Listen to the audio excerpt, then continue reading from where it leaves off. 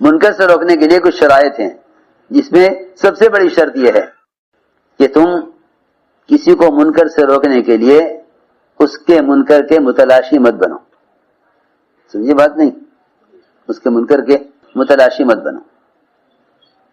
اگر تم اس کے منکر کی تلاش میں ہو تو پھر تم خدا کی قسم اس منکر کرنے والے سے زیادہ بدتر ہو. اگر تم اس کے منکر کرنے کی توہ میں ہو اور تلاش میں ہو تو تم خدا کی قسم اس منکر کرنے والے سے زیادہ بدتر ہو.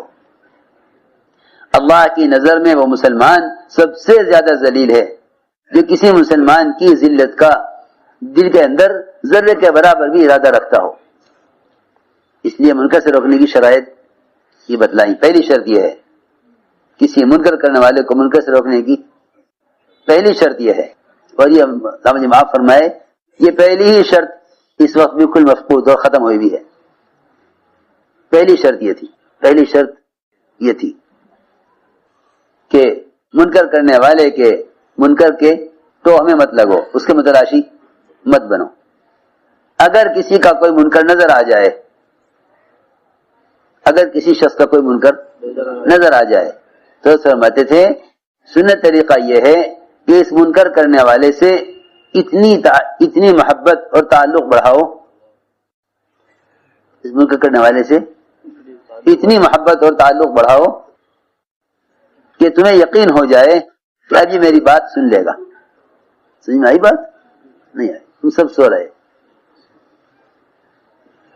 اس منکر کرنے والے سے اتنی محبت اور تعلق بڑھا لو کہ تمہیں یقین ہو جاوے اب یہ میری بات سن لے گا، میری بات مان لے گا.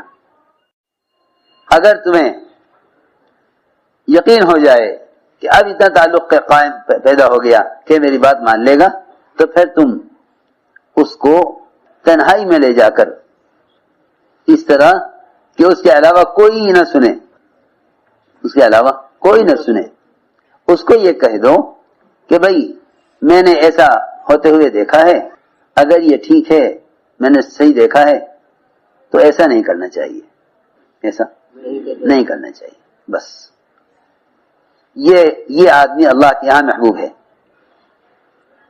یہ شخص اللہ کے یہاں محبوب ہے، یہ شخص اللہ کے یہاں محبوب ہے.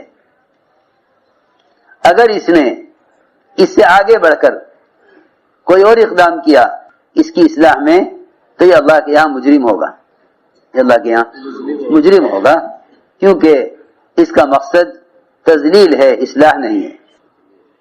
اس کا مقصد تذلیل ہے، اصلاح نہیں ہے.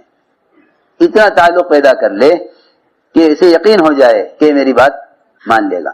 اگر پھر بھی نہ مانے تو یہ آدمی اپنی ذمہ داری کو اللہ کے یہاں ادا کرنے والا مانا جائے گا کہ بھئی اس نے اپنی ذمہ داری ادا کر دی ہے، اس کا کام پورا ہو گیا ہے. کیونکہ جب کسی کو منکر سے روکنے کے لیے بغیر تعلقات پیدا کیے منکر سے روکنے کی کوشش کی جاتی ہے تو منکر کرنے والے کے اندر اصرار پیدا ہوتا ہے. اصرار کہتے ہیں غلطی پر اڑنا اور ضد کرنا، غلطی پر اڑ جانا اور ضد کرنا، کہ اگر اس میں اصرار پیدا ہو گیا تو یہ اس کے گناہ سے کہیں زیادہ بڑا گناہ ہے. آدمی منکر کر رہا ہو یہ اتنا بڑا گناہ نہیں جتنا بڑا گناہ اس کا اپنے منکر پر اصرار کرنا ہے. بلکہ یہاں تک فرمایا کہ اگر کسی کو منکر سے روکنے میں اصرار کا اندیشہ ہو کہ اس کے اندر ضد پیدا ہو جائے گی تو منکر سے روکنے میں تاخیر کرے، منکر سے روکنے میں تاخیر کرے اگر اصرار کا اندیشہ ہو. اور اگر اصرار کا اندیشہ ہے تو پھر اس کو منکر پر سے روکنے پر استطاعت نہیں ہے. اور اگر منکر کرنے والے سے اتنا تعلق نہیں کہ وہ اس کی بات کو قبول کر لے گا تب بھی یہ آدمی منکر سے روکنے کا مکلف نہیں. پھر کیا کرے؟ کہ پھر تو سب سے آسان بات یہ ہے کہ اس کو منکر سے روکنے کے لیے معروفات پر لے آوے، اس لیے کہ معروفات کا حکم کرنا غیر مشروط ہے اور منکر سے روکنا استطاعت کے ساتھ مشروط ہے، منکر سے روکنا استطاعت کے ساتھ مشروط ہے، امر معروف استطاعت کے ساتھ مشروط نہیں ہے۔ نماز کا حکم ہر ایک دے سکتا ہے، شراب سے روکنے کے لیے استطاعت چاہیے، شراب سے روکنے کے لیے قوت چاہیے۔ نماز کا حکم ہر ایک دے سکتا ہے، نماز کا حکم ہر ایک دے سکتا ہے، ہر شخص کو نماز کا حکم کر سکتا ہے۔ معروفات کی دعوت دینے کے لیے استطاعت شرط نہیں، منکر سے روکنے کے لیے استطاعت شرط ہے۔ من رأى منکم منکرا فلیغیرہ بیدہ فإن لم یستطع فبلسانہ فإن لم یستطع فبقلبہ۔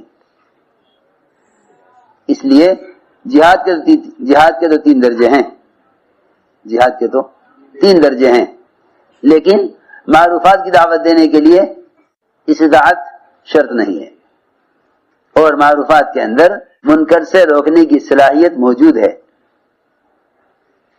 معروفات میں منکر سے روکنے کی صلاحیت موجود ہے۔